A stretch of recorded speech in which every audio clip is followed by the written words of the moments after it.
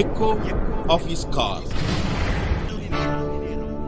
ஆண்டவராகிய இயேசு நாமத்தினால் இந்த காலையிலும் கூட உங்களை யாவரும் சந்திப்பதில் மிகுந்த மகிழ்ச்சி అடைகிறேன். ప్రభువైన యేసుక్రీస్తు నామం నందున మిమ్మల్ని అందరినీ ఉదయకాలంలో కలిసే దాంట్లో ఎంతో సంతోషపడుతున్నాను. கர்த்தர் நல்லவர், அவர் கிருபை என்றுமுள்ளதாகவே இருக்கிறது.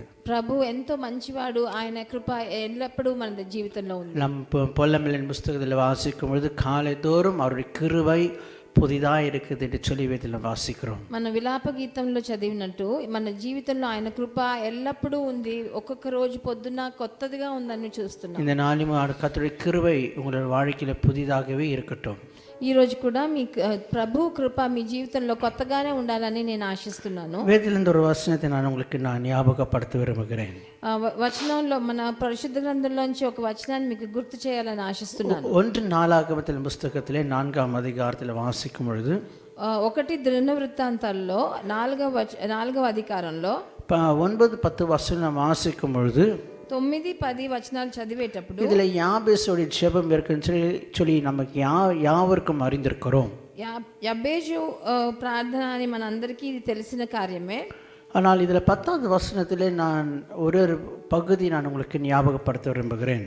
10వ వచనంలో ఒక చోటను మీకు గుర్తు చేయాలని ఆశిస్తున్నాను. அதில் ஒரு வார்த்தை சொல்கிறது, உம்முடைய கரம் என்னோடு தங்கி இருக்க வேண்டும் என்று சொல்லி யாபேஸ் ஜெபிக்கிறதை நாம் பார்க்கிறோம். నీ చెయ్యి నాకు తోడుగా ఉండాలని యబ్బేజు దేవుడి దగ్గర ప్రార్థన చేస్తున్నాడు. உம்முடைய கரம் என்னோடு இருக்க வேண்டும், నీ చెయ్యి నాకు తోడుగా ఉండ దయచేసి అని రాయబడి ఉన్నది. இந்த காலையும் கூட நம்ம ஜெபிக்கிறோம், ஆண்டவருடைய திருமுகத்தை பார்க்கிறோம். ఈ రోజు కూడా ఎంతో మంది మనం ఏకీభవించి ప్రార్థిస్తున్నాము, ప్రభు ముఖాన్ని చూస్తున్నాము. அநேக ஜெபங்கள் ஒரு மணி நேரம் ஜெபிக்கிறோம், அநேக ஜெபத்திற்கு அளவில்லாமல் ஜெபிக்கிறோம். మనం అందరూ ఎన్ని గంటలో ప్రార్థిస్తున్నాము, మనం ఆయన సన్నిధిలో కూర్చుంటున్నాము. ஆனால் நம்முடைய வாழ்க்கையில் நம்ம எத்தனை பேர் இந்த வார்த்தை சொல்லி நாம் ஜெபிக்கும், உம்முடைய காரம் என்னோடு இருக்க வேண்டும், இந்த நாள் முழுவதும் உம்முடைய காரம் என்னோடு இருக்க வேண்டும் சொல்லி நம்ம எத்தனை பேர் நம்ம ஜெபிக்கிறோம். మనలో ఎంతమంది మీ చెయ్యి నాకు తోడుగా ఉండాలి, నాతో ఈ రోజంతా మీ చెయ్యి తోడుగా ఉండాలని ప్రార్థిస్తున్నాం చెప్పండి. நான் நீங்கள் இந்த வார்த்தை நீங்கள் சொல்லி நீங்கள் ஜெபித்து பாருங்கள், கர்த்தர் உங்களோடு கரங்களை பிடித்து நடத்துவதற்கு அவர் இன்றைக்கும் அவர் உண்மையுள்ள தேவனாக இருக்கிறார். మీకు ఒక సవాలుగా చెప్తున్నాను, మీ చెయ్యి నాకు తోడుగా ఉండాలని మీరు ప్రార్థించడం మొదలు పెడితే ప్రభువు చెయ్యి మీతో ఉండి మిమ్మల్ని నడిపించే దాన్ని మీరు కళ్ళతో చూస్తారు. நீங்கள் ஆதியாகமத்தின் புஸ்தகத்தில் நீங்கள் 28ஆம் அதிகாரத்தை நீங்கள் வாசித்து பார்ப்பீர்கள் என்றால், ఆదికాండం 28వ అధికారం మీరు చదివి చూసినప్పుడు வசனங்களை நீங்கள் 12வது வசனத்திலிருந்து 22வது வசனம் வரையிலுமா நீங்கள் வாசித்து பார்க்கும் பொழுது 12వ వచనం నుంచి 22వ వచనం దాకా చదివినప్పుడు அங்கே யாக்கோபு அந்த இரவில் யாக்கோபு படுக்கிறான். అక్కడ యాకోబు ఆ రాత్రి పూట పడుకుంటున్నాడు. அங்கே ஒரு தரிசனத்தை காண்கிறதை நாம் பார்க்கிறோம். తన ఒక కళను చూస్తున్నాడు. அது என்ன? అదేంటి? தேவதூதர்கள் ஏறுகளும் இறங்குகளுமா இருக்கிறார்கள். దేవదూతలు ఎక్కడము దిగడముగా ఉన్నారు. அதில் முக்கியமான உன்னதத்தில் பார்க்கும்பொழுது தேவன் அங்கே நிற்கிறார் என்றதை நாம் பார்க்கிறோம். ఇంకో చోట చూసినప్పుడు ప్రభువు తన ఆ నిచ్చెన మీద పైన నిలబడ్డాడు అన్న ఒక దర్శనం యాకోబుకు దొరికింది. ஒரு மனிதனுடைய கரத்தை ஆண்டு பிடிப்பார் என்றால் அங்கே அவனுடைய தேவைகளை அவர் எடுத்துக்கொள்வதற்கு உதாரணமாக தேவதூதர்கள் அவர்களிடத்திலிருந்து ஏறுவார்கள், இறங்குவார்கள். தேவன் கவனமாய் அந்த அவனுடைய தேவைகள் என்னிடத்தில் வருகிறதா, தேவதூதர்கள் எடுத்துக்கொண்டு வருகிறார்களா, அவனிடத்தில் சேர்க்கிறார்களா, பதிலை சேர்க்கிறார்களா என்று சொல்லி ஆண்டர் நோக்கமாய் உன்னித்து கவனிக்கிற தேவனாக இருக்கிறார். ప్రభు చెయ్యి ఎప్పుడు మనకు తోడుగా ఉంటుందో అప్పుడు ఇక్కడ చూసినట్టు ఆ